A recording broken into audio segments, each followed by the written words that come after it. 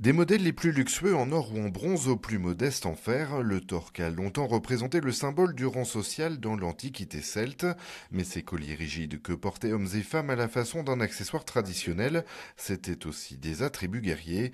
Retour sur l'usage de ce symbole à la lisière du monde gaulois et de sa romanisation. C'était effectivement aussi un attribut protecteur, un attribut, une sorte de gris-gris, de qualité, hein, bien sûr. Les guerriers celtes portaient des torques en or, principalement, enfin parmi les plus importants, hein, les hobereaux, la classe dirigeante. Mais la société celte à l'époque était aussi une société basée sur le mercenariat. Donc effectivement, les Grecs, les Romains se sont frottés aux Gaulois et les chefs, les leaders des troupes gauloises arboraient ostensiblement des torques en or. Donc l'objectif aussi, c'était de tuer l'ennemi et de s'approprier son torque. Ce que les Gaulois faisaient aussi entre eux lorsqu'il y avait des conflits entre différentes peuplades gauloises. Un attribut protecteur, symbole aussi de fertilité et de renouveau, au travers d'une vingtaine de pièces issues des collections du musée et des sites prestigieux de toute la France.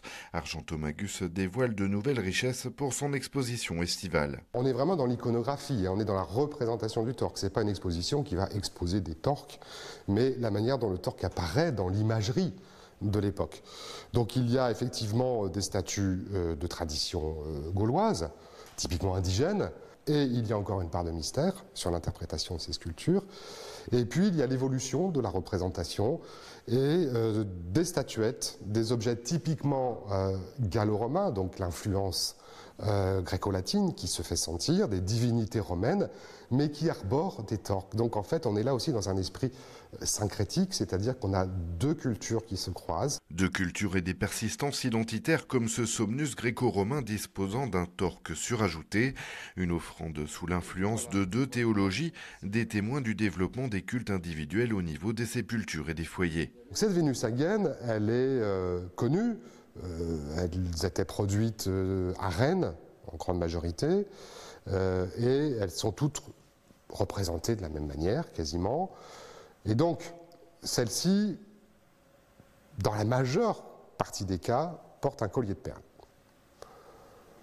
Et quand elle a été mise au jour, ma foi, personne n'a prêté attention au fait que celle-ci, comme certains spécimens, mais rares, ne porte pas un collier de perles, mais un torque.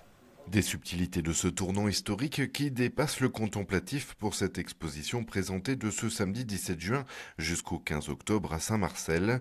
Une proposition aussi pour redécouvrir l'activité gallo-romaine à l'échelle régionale et ses aciers entailleurs, nombreux dans l'Indre, le Cher et leurs départements limitrophes.